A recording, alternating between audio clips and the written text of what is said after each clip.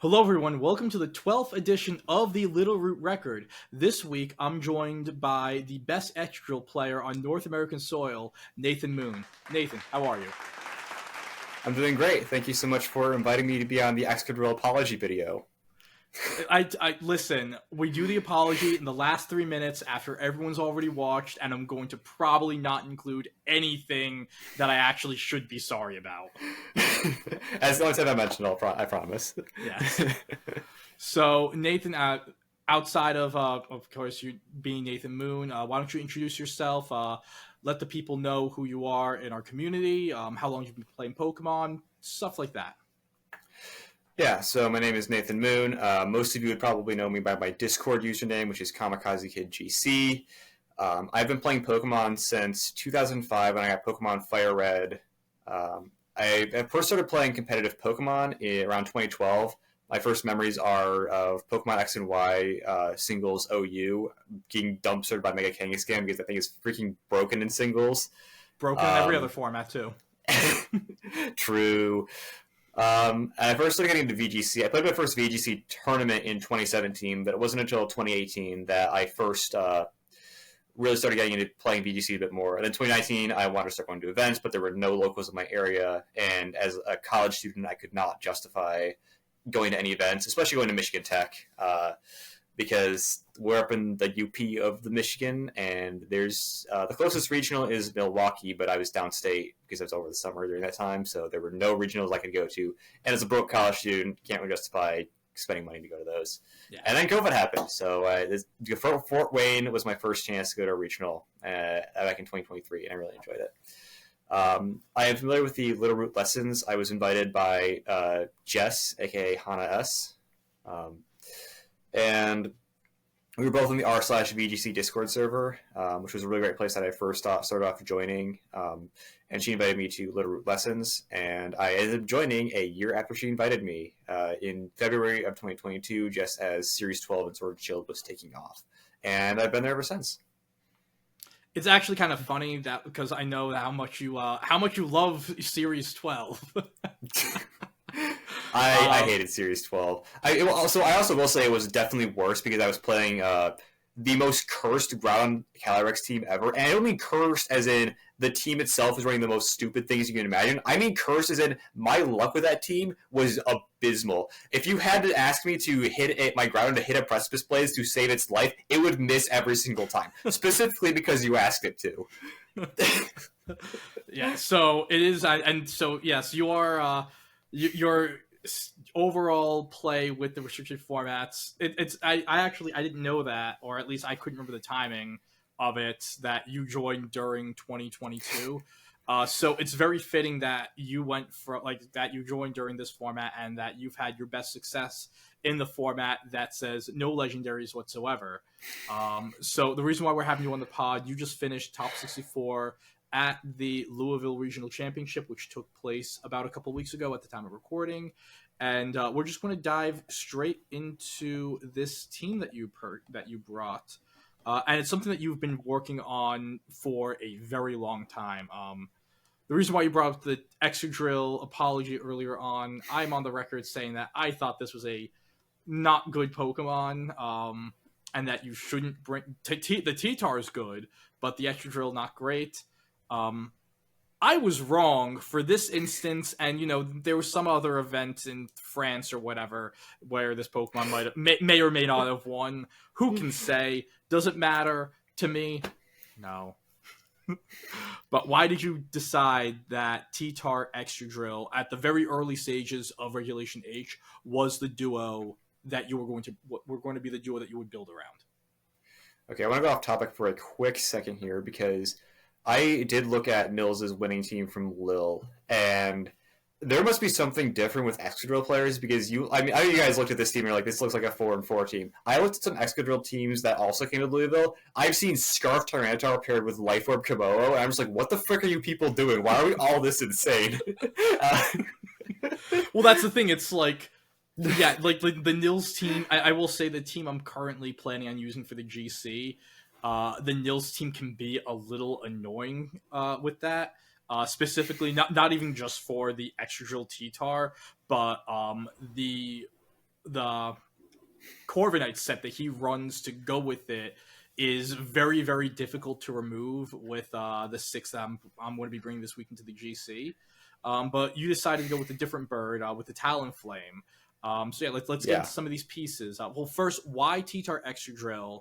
And then after you settled on this duo, what was the thought process with the other 4 Pokemon? Yeah, so I have a little bit of advanced experience with Regulation H. I have a friend who likes to run these wacky tournament formats, and for his latest tournament that he ran, it was Regulation H, but at the time A++, because he announced it 2 weeks before Regulation H was announced. But every single round we play the tournament, I'm going to spin a wheel and something will happen. One of your Pokemon could be banned. One of your Pokemon's move slots could be banned. Like, all your Pokemon can't use move slot 1. You might have to act as all your Pokemon have a choice band or encore locked. No priority moves. And so in preparation for this tournament, I built 3 teams to start out with. There was a pretty standard Archaludon Basculegion Rain team with Mouseape. There was a Tyranitar Excadrill team for Sand, and there was a Excalibur Snow team as well. And I played through that tournament, and I played with the Arch Rain team, actually, and I did not like it. There was a lot of things I just felt that the team was kind of awkward to play, and I didn't want anything else to do with that team. So from that point on, pretty much 2 weeks after we got Regulation H announced even, I was already switching over to Tyranitar Excadrill. And one thing that I wanted to do with my Louisville team is actually have time to play with it and prepare with it. Because I've been to 3 previous regionals, being Fort Wayne, Peoria, and Indianapolis. And what all those regionals have in common is they're the first regional of a format. Fort Wayne, literally day 1. Peoria, 3 weeks after the DLC was released. And Indianapolis was just the first weekend after Regulation G first came live. So I wanted a chance to actually be able to prepare for and build over my team as a metagame evolved. Yeah, being able to focus is, especially what you're saying with Peoria, that was one where not only it was like, oh, what's the format going to look like? We didn't know what the dex was going to look like, nor did we know what Ogerpon stats were going to be, what the Monkey Dory Okidogi stats, Blood Moon Ursaluna. We literally didn't know what that was. That Pokemon did not exist. That was a surprise to everyone. So being able to actually sit and build is something that you finally got an opportunity to when you took advantage of it. So in that time building, how did you get to these 4 Mons here? Yeah, so I originally started off with Tyranitar Excadrill, obviously, and then I started off with Ejectapack Salamence, Amoonguss, Rotom Heat, and Gastrodon. And as the team evolved into version 2, I replaced Gastrodon and Rotom Heat with Milotic Golden Go. And then to version 3, I switched out Salamence for Komodo, originally Iron Defensive Body Press Komodo, but I quickly adapted to Clangorous Soul, and a Milotic became Primarina. And from there, I launched off into, I kind of had like a solid team of like, yeah, this is pretty good, but there's more I can do with this. And from there, I launched into a huge investigation of what else I could be doing with the team. I knew I wanted some form of speed control, either a faster Pokemon or some kind of speed control. That part was where Talonflame came in, and it's really much between Talonflame, Murkrow, who both have priority Tailwind, and then also, funnily enough, Kilowattrel, because it has competitive, which is really great for deterring Intimidate, and also being a flying electric type was just really valuable at that point in time. Ultimately, Talonflame won out. It was the one I felt most comfortable with, and as I played more and more games with it, I felt like, even as I was looking back for like, oh, what can I do to put Murkrow or Kilowattrel on the team, it was like, Will-O-Wisp is just way too valuable on this team. Priority Brave Bird is also really good, but like Will-O-Wisp is actually such a valuable move, especially in a format where there's so many physical attackers. Just being able to, hi, I have the fastest Pokemon on the field, you're burned now, enjoy doing half damage for the rest of the battle, was just, that's insane. Yeah. Sinistcha was originally a Amoonguss, and I switched over to Sinistcha just to try something else. I had a Amoonguss on the team, it felt fine, but I wanted something else. I switched over to Sinistcha, and it was just, you never look back pretty much. It was just really valuable. Being a grass type that actually offensively can actually use grass type moves effectively was really, really valuable. And also Rage Powder and Strength Sap are just really valuable moves as well. Strength Sap, especially in the Trick Room matchup. My team is pretty good in the Trick Room outside of Ursaluna specifically. And so having Sinistcha being there just to like Rage Powder away all the attacks that you're doing resisted or no damage at all into it, being able to Strength Sap away so its attack is lower and just heal all the health back up. Just going to be like that anti-cheese sort of strategy where it's like, no, you can't use Trick Room, you can't use Dondozo, you're going to play the battle on my terms, which is just, we're going to go into the boxing match and fight each other straight up. The interesting part is I actually did not use Excadrill for the entire regulation as leading up to this. I had a few different variants replacing Excadrill with Garchomp to try things out. I was using, so I basically had 2 distinct cores. The original 4 was Tyranitar, Talonflame, Sinistcha, and Primarina was kind of like the 4 that I was like, I feel like this is a pretty solid core. I'm not sure about the other 2. The other 2 being Garchomp Golden Go versus Excadrill Komodo. For Garchomp Golden Go, I loved the Golden Go, but the Garchomp set I was running, which was Clear Amulet instead of Life Orb and Sword Stance instead of Earthquake, just didn't really feel that great. I had to get off a Sword Stance to do any damage, really, which did not make me feel super great. And then for Excadrill Komodo, I originally loved Komodo. I was running Leftovers because I was originally running Primarina with Throat Spray, so I couldn't do that.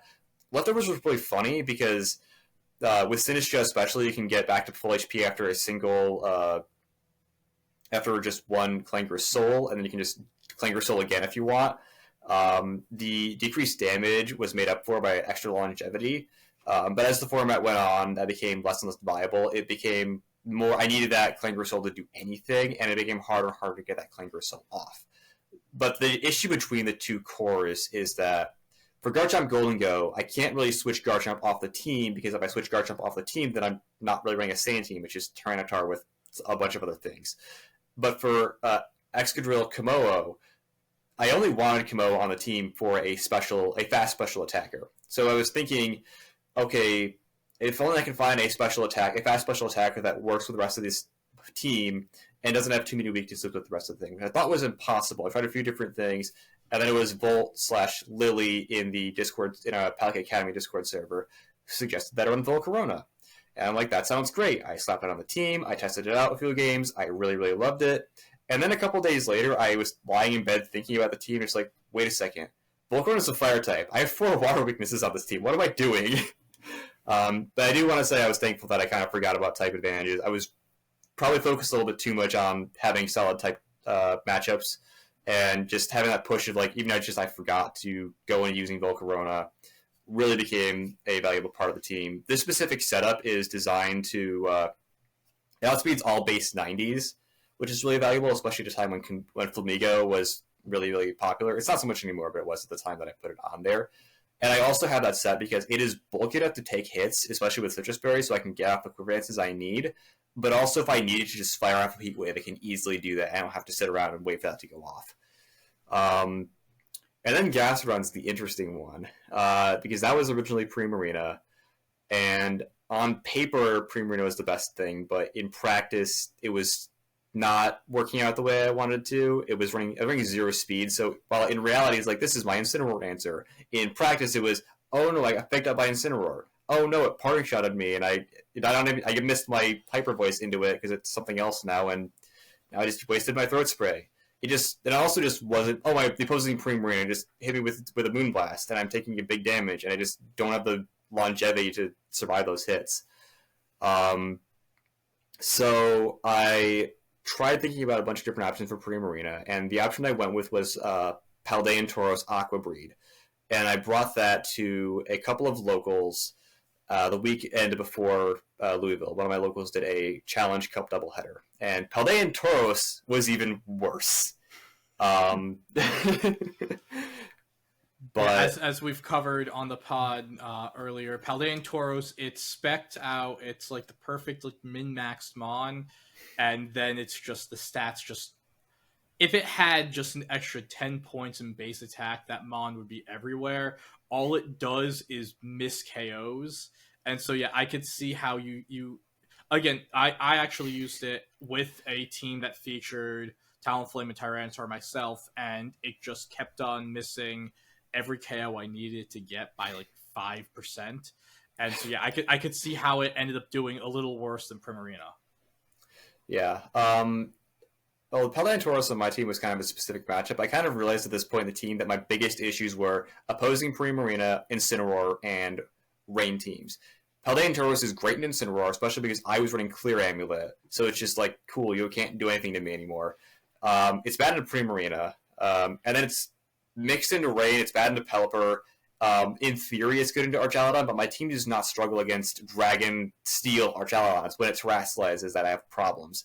And Paldean Tauros doesn't help out with that. And it's only moderately good into Basque Legion, purely because it has Intimidate.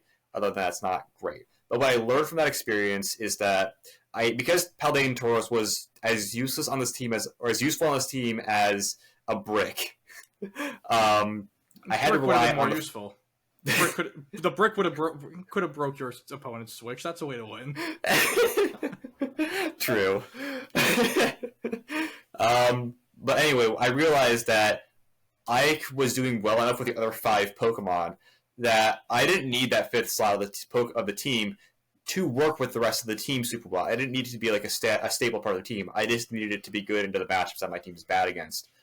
So then after this locals, I went back to the bunch of Discord servers and sent out a massive message saying, here's my team.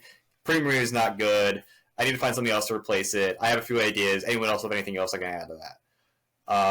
And what I came back with ultimately was to be able to do 2 tests with Gastrodon, Annihilate, Grimmsnarl, and a different Primarina set. One that was like Life Orb and a little bit faster. Annihilate was in practice, or in theory, like, I'm just going to Final Gambit you, and I can also coaching Tyranitar and Excadrill, which was, in theory, pretty nice.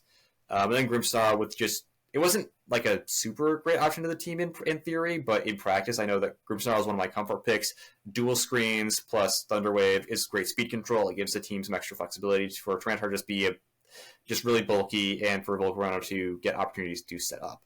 But then I went through my testing phases, and I tested Gastrodon and Annihilate, and I think I played one match with Grimmsnarl, which was a match it wasn't a match I would bring Grimmsnarl into anyway, so it wasn't even useful for testing at that point.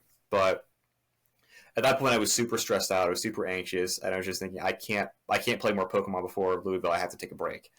And I just, at that point, was like, okay, well, Gastrodon worked really, really well. I'm just going to run with Gastrodon and hope that's good enough.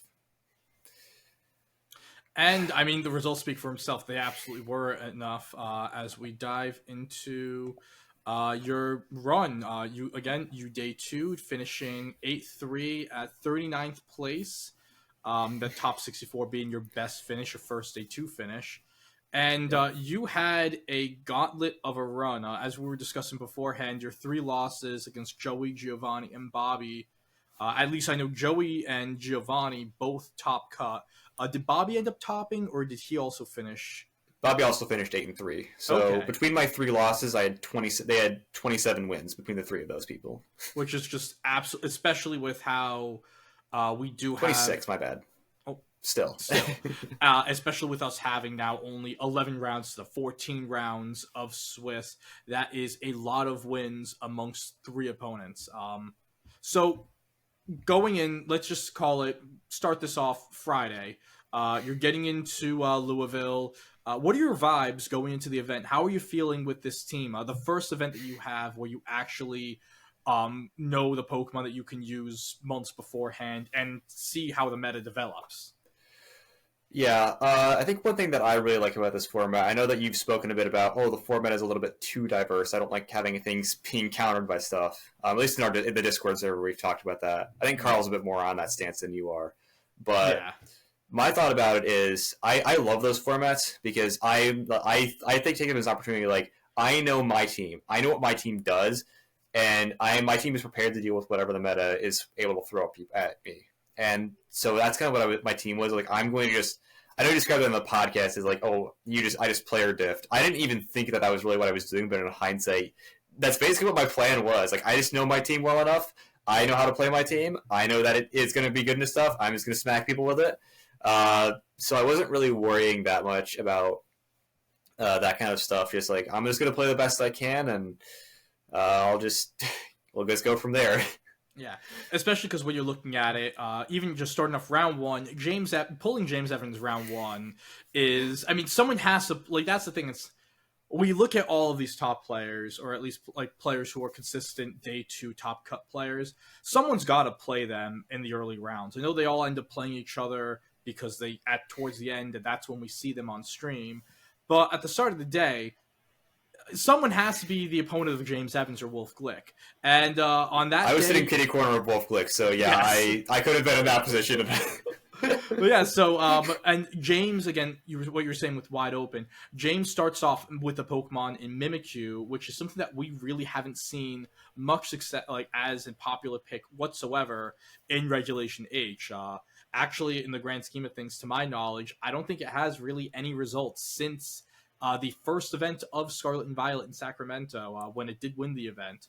What was it like? Not only just going up against a player like James Evans, but then him bringing a Pokemon specifically that I'm assuming you might not even seen much of in your testing. Yeah, well, I probably saw at least one Mimikyu. I played so many games of Showdown. There's got to be at least one Mimikyu there, but that's beside the point. Yeah, so playing a player like James Evans, I was a little bit nervous. I definitely remember Carter and I were talking as pairings went up, and we both left. He got found his pairing already. I was looking through mine to find who I was paired against. And then I found the pairing. I saw it was James Evans, and I had to quickly chase him down. I'm like, hey, look who I'm facing. He's just like, oh, good luck then. And I did have good luck in that game. That's partly why I won. If we can go into the match a bit if you want to once we get into it. But as far as going up against a player like James Evans, I was just feeling surprisingly calm at that point. I don't really recall having like severe feelings of like, oh crap, I'm going against a player as good as James Evans. And I do feel like that's, even a few years ago, I would have said, like, on my best day, I can beat anyone in the world. And on my worst day, I'm losing to little Timmy's on ladder in the all of it hundreds or whatever. But I feel like I've definitely got better in the little Timmy's department, at least. But I think one thing that really did help me feel a lot of comfort is this is a team that I feel like I've had a lot of practice against outside of, like, the Mimikyu Volcarona. If you take everything else away and just look at Sneasler, Rillaboom, Garchomp, Golden Go, he was running Grassy Seed Golden Go, which was interesting, but outside of that, it's just a pretty standard team. So I felt like in that regard, I had a pretty decent advantage. I'm comfortable with this, and I know what I can do, and I just went at it. So it wasn't too bad as far as team is concerned. And again, like I'm going through again some few other things, and one of the nice things, as a spectator, not playing the event, that I do like of these formats is you do get to see some weird Pokemon. And it's weird for me to say that Palafin is a weird Pokemon, with it being omnipresent for the first 6 months or so of Scarlet and Violet. But it's a Pokemon that we really haven't seen much of. I know that was one in our first round of this series, of this regulations tier list, we thought was going to be an A-tier Pokemon. And the week before Louisville, we dropped it to C tier, and we thought making it a C tier Mon was too nice. What about this Palafin team? Was it the Palafin itself? Was it the opposing weather options in the Ninetales? What about it, and why you thought Giovanni could go so far in the event, and did go so far in the event once you played him? Yeah, Giovanni is probably the one match of the day where I say I 100% got player diffed. As far as his team is concerned, there's nothing really too scary about that. It is a little bit dicey because he's running Specs A-Tails, and that does cause some issues.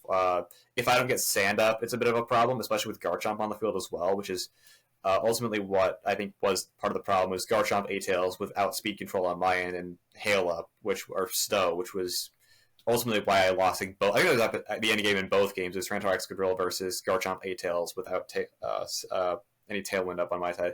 But really what I wrote up for game one is that Giovanni is a good player, and he was making good reads. And so I was kind of making a mental note of like, okay, I can beat this guy, but I have to play better. He was just reading a lot of the stuff I was doing, and he was playing really well, basically. And then game two starts, and I start off actually playing really well. I have Talonflame Volcarona versus the Palafin, which he brought in Incineroar. I burn his Palafin. He wave crashes in me, doesn't kill me. I'm like, you're going to Jet Punch my Talonflame. So I protect Talonflame and Giga Drain the Palafin, take it out. Game's going off pretty well. Palafin diffused. Incineroar is still in the field, and Volcarona is a little bit low, but we're fine. Brings in Garchomp, and I'm just like, okay, I'm gonna protect on Talonflame and Quiver Dance on Volcarona. I had forgotten that I protected on Talonflame the previous turn. The Protect did not go off, and the Quiver Dance on Volcarona was probably just a too greedy play to begin with. I thought he was just going to double target the Talonflame, I think, and he just protected, and the Protect failed, and I'm just like, okay, well now I have Tyranitar Excadrill again, with no Tailwind, and if you have A-Tails in the back, I just lose. I need A-Tails in the back, so that one turn just completely screwed me there. So game one, he was just a better player than I was. Game two, I just played like a moron. Yeah, and so after that, you did recover, and rounds 5 through 8, you played a lot of teams that were inspired by the teams that we saw do well in Europe and Dortmund a few weeks prior to Louisville. Joseph Kwan running the Toxtricity, Driftbloom, Malin Didi, Komao team. Both Brandon Monster and Thomas running the team that ended the sixth that ended up winning the event. That triple, the double fantasy core, like triple option there. It's a 2-2-2, as in 2 fairies, 2 dragons, 2 ghost types. And then of course Macaulay's team is very similar to the Rain team that also finished top 8. These were newer meta teams.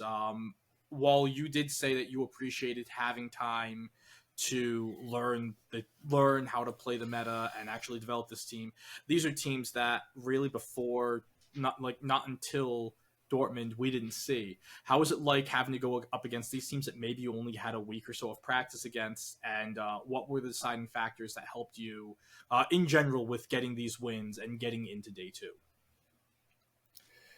Yeah, first off, I want to say, if I'm thinking back on this, like as 2-2, I was not concerned at all on the day of. I was just feeling perfectly fine. But if you told me right now, like I'm 2-2 after round 4, you're gonna make day 2, I would have said no way. I'm just thinking about that in hindsight. I was like, that sounds like an impossible and really scary prompt. But I managed to pull it off, so that's cool. As far as the teams I barely got any practice on, I mean, I did have some practice. I played a lot of VGC still in that time frame, so I kind of was looking at the team like, I kind of feel like I know where this team is going, which was really nice. I feel like I have a pretty good matchup into that team in general. They don't really like seeing, like, obviously Whimsicott has its own speed control and can set Sunny Day usually, but outside of Garchomp and Annihilate, there isn't a whole lot of damage the team offers that's specifically good into my team. So it's pretty much just, okay, well, I know against Annihilate, just, especially by round 8, I got into the idea after playing 3 in a row, just don't attack the Annihilate, don't proc the Rage Fist, kill everything around it, just burn the Annihilate, and you'll be fine. So really it just came down to, like, okay, diffuse Garchomp, diffuse Annihilate, and we're good. And that's kind of how I played out those 2 games. In actually round 8 against Thomas, I took his, in game 2, I took his Specs Hydreigon locked into the Draco Meteor, and I wasted all of the PP and I had to struggle, and it was just, that was kind of the point where I knew I made day 2, where we made it. Yeah, and being able to force him on into struggle at any tournament level is pretty crazy. And yeah, you made day 2. How did it feel after finishing that matchup with Thomas? Like, like any post day 1 celebrations? You said you were at the event with your dad. Like, did you do anything special with him? Like, go to a dinner or anything the night before, or was it straight into prep and practice? Well, and you were in the Discord server when I was there. You know that I spent like all caps day 2 baby message to every Discord server I was in. I was talking. I had a few friends there. Michigan showed up really well there at Louisville. Like Parker Simmons won. Macaulay's actually one of his younger brothers, I think. So I had to fight. That was a casualty in round 7 of Michigan infighting. Happens. But it happens, yeah. I hate that team, by the way. I hate Annihilate so much. And especially running the full mouse ape comp with Grimstar and Siddish as support even more. Just stop, please. But as far, I spent a lot of time at the venue just really talking with people. I was just super excited to make day 2. Just was a super awesome experience. Once I left the venue, my dad and I went to Cracker Barrel for dinner. I tried to have something relatively healthy, so I had like their ribs, which were really, really good, along with the baked potato and some beans. Just try to not eat something that's super junky. After that, I kind of just tried to really tried to get the adrenaline out of my system, just calm down as much as possible because I knew I was going to have to go to sleep. I tried to go to bed at 10 o'clock. Didn't really work out. It was just, my mind was running, and also I was kind of sore. Sitting in, you don't realize this, but when you're walking around the venue and then just sitting down, it's actually really tiring. I was there for 9 hours, and my legs were sore, so I got up at like 11 o'clock, stretched out, went back to bed, slept for a really solid 5 hours, and then got up at 4 o'clock, woke up because I had a nightmare, and then my mind started racing again, like I might get back to sleep. So I'm very lucky that my body, for some reason, decides that the day of waking up with only 5 hours of sleep, I'm perfectly fine, but then the next day, that's when it's going to get really bad. So I was still able to feel well enough to play on Sunday. Yeah. So you get to day 2, and day 2 now is shorter. It's only 3 rounds. And one of the things with the new format, if you go into day 2 as a 6-2 player, you have to win out. And if you do win out, you do make top cut. And sadly, your top cut dreams were cut short, but you really finished out day 2 strong. So most players, after losing round 9 and being 6-3 and eliminated, a lot of times they'll pack it up, whether they'll just drop or they'll end up not doing as well. Maybe they finish 1-2 or 0-3 on the day. How did you go and rally back from that early loss to finish out, not only just finish out the rounds, but finish out with 2 wins against 2 relatively powerful opponents? Yeah, so I actually was feeling a little bit nervous going into round 9, not so much because about whether I might get was going to make top cut or not, but more because what if I make top cut? I'm going to be here for a lot longer. I'm going to have to play more rounds of Pokemon. How late am I going to be here if I make top cut? What if I keep winning? And how late am I going to be here? Because I did kind of want to go home in a sense. Not like going into Louisville, I was actually really stressed out. I was kind of just like, can this please just be over so I can move on with my life? But once I got to day 2, I wasn't feeling quite as much of that. I was just more concerned about like how late am I going to be here? I don't know. The kind of the fear of the unknown popping in. So losing to Bobby early on actually kind of felt pretty good. It's just like, okay, day's over. I have 2 more battles to play. I paid for all 8 rounds, and I got 3 more. I'm going to play those rounds out, and we're going to go from there. So, and I got to leave early. My dad and I will have a Waffle House for breakfast or for lunch, and we'll move on from there. So that's really how I was kind of like, all the pressure is off, really. If I can't make day 2 anymore, I don't have to worry about anything. Let's just go and get 2 more wins, and we'll finish however high we finish. Yeah, and you finished very high, finishing 39th place, top 64. I'd say before we move off of the tournament, what would you say your overall highlight match? Would it be your match against Thomas McCready, or was there another like very memorable match that you would like to go like just call out and say for whatever reason? Oh boy, geez. I do kind of remember the Thomas McCready matchup quite a bit, mostly because of that game 2 where I took him out of PP stalling, or I wasn't intending to PP stall him. It just happened that way. I was like, I'm going to play really slow and I don't want to take as little damage as possible and wait things out. So that worked out. That worked out really well in that situation, and I was just super happy that I made day 2. But I think one of the most exciting matches I played was probably against James Evans, because as I mentioned earlier, thank you Carter for the luck, because that matchup was just completely decided by luck. Game 1, things were winding down. I think it was a 2v2 situation. I was like, my Tyranitar, he had Grassy Seed Golden Go on the field with the Grassy Seed procced.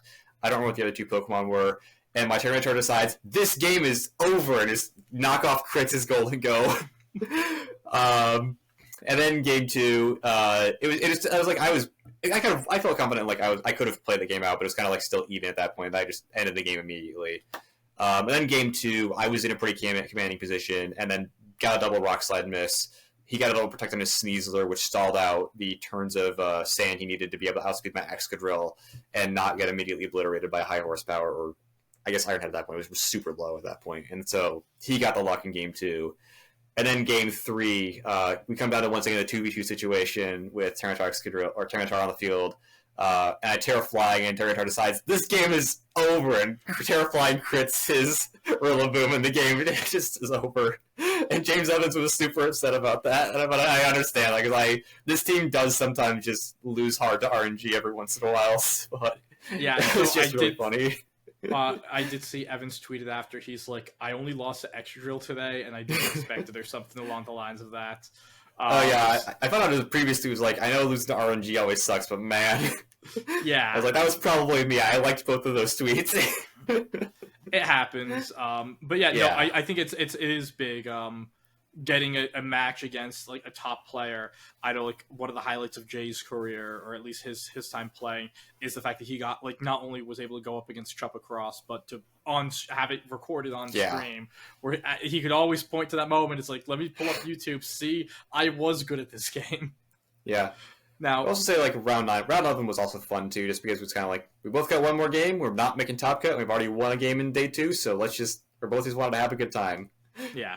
And that was just fun. Yeah, Blake's team is also very interesting. You mentioned with the Basculesian, the Como-O, the Wheezing. I know this is like very... So Wolf played a very similar, or at least the aspects of this team. What was it like actually going up against a creation that was initially ran by Wolf Glick? A Wolfy original, so to speak. It was definitely interesting. Jeez, what did I even do that game? Like, I'm just thinking back at it. I can remember individual plays, but I can't remember how I played the game overall. Yeah, because I'm seeing this team with the double fighting types and the no abilities, and this does not look like a friendly matchup for you. Yeah. Well, I know game 1, it was Excadrill Talonflame versus Talonflame Wheezing, and we both just clicked Tailwind, and I don't know what... We just it's kind of just duking things out. I think the Palmot was brought both games. He might have brought Como. Did he? I have my notes right here, so I'm looking at those to reference. So it was Basculesian Como-O in game 1, and then Como-O, he had Basculesian Palmot in the lead and Como Talonflame in the back. And it was just a really wild team to play against, just knowing that my abilities could be turned off, and really having to adapt a little bit to play the fact that my abilities are off, and also the 2 fighting types. Really got a lot of value out of Terraflying Tyranitar in that matchup, just to be able to play the Uno Reverse card in that matchup. Even with the Palmot also makes that scary too. So it was a really interesting matchup for a lot of reasons, because his team also can go very offensive very quickly, and so I had to be just kind of careful, but also know I gotta pull the punches here too. I can't pull the punches. I gotta go in. Yeah. So the last question we have for you, well, one of the last questions. Out of your 6 spawns, who was the MVP? Okay, so as far as the statistics go, because I did record, in my notes I always record who comes to each game, and so I was able to compile that into a Excel document. Statistically, Tyranitar has the highest win percentage at 65%, okay. And Excadrill came to the highest number of games at 92%, and also didn't take like a huge win rate hit. What was the bring difference between among Excadrill and Tyranitar? It was 85% for Tyranitar and 92% for Excadrill. So it was 2 games. Okay, so relatively they came together, and they were both successful.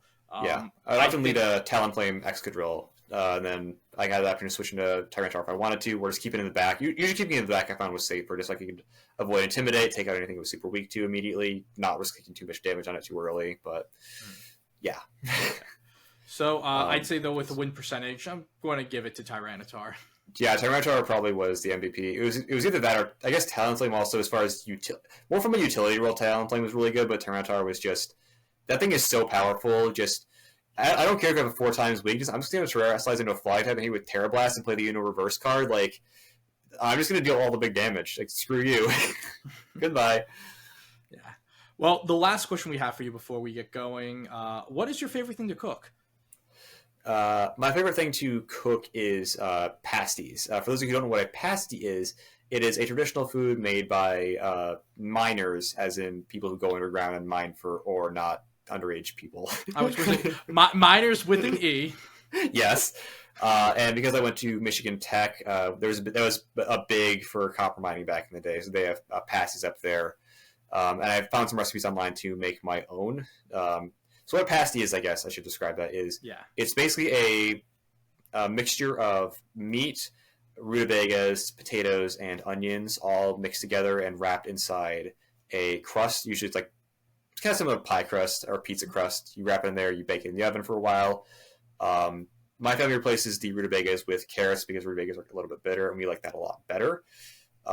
It's not so much fun to bake because if you're baking it by yourself or like cooking it by yourself, it takes 4 hours of constant prep of making the dough by hand, cutting potatoes by hand, mixing everything up and putting the oven, and then like gotta do all. There's a ton of dishes left over, but the recipe I used bakes a dozen.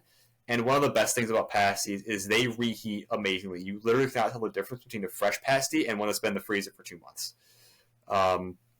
So that's definitely my favorite thing to bake. More to eat than to bake, but I like cooking them as well. Okay. So do you have any shout outs for anyone you'd like to like call out along with letting the listeners know where they can find you? Yeah, so first shout outs. First, thank you to God. I prayed that I would have a safe journey and a fun time and do well at Louisville, and you have provided that for me, so thank you very much. Big shout out to my family, of course. Obviously, my dad. He helped with the travel down there. I don't think I could have gotten home without him. I was super tired after Louisville. And he also he got the hotel for us. We split the payments 50-50, so that was great. Big shout out to the Pokemon League at Michigan Tech. I would not be playing competitive Pokemon if it wasn't for them, if they did not join that club. They have a monthly tournament, and they're always super fun. Rarely VGC, but always super fun. And then I would shout out you guys, but I'm here already. So I'll shout out Palkia Academy. Shout out all the Michigan VGC TCG Discord server, everyone from the Michigan game. Shout out to Parker also for making top 4. Congratulations again. Yeah, that's all the shout outs. And as for where you can find me, I am on Twitter, I am on YouTube, I'm on Twitch under the username DarkForce213. I know I use a lot of usernames in a lot of different places, but that's where you can find me in those places. I've considered going back to doing YouTube, making videos for like 2 years now. I just haven't gotten around to do it, but maybe I'll make a Louisville video on this team if people are interested. So yeah, let me know if you want that. Yes, please comment, and you can do those comments on our YouTube page, the Littleroot Lessons YouTube page. You can also reach out to us at our lessons. We also are on Blue Sky. We're going to get that back active because Twitter is a hellhole. At Littleroot Lessons on Blue Sky. Once I remember what the password is. You can also find us at Littleroot Lessons on all podcatchers to catch our weekly podcast that comes out every Monday, whether it's on YouTube, Apple Music, Apple Podcasts. I was working on Apple Music today, and Spotify, along with any of the podcatchers. And as always, Nathan, thank you for joining us, and listeners, thank you for watching.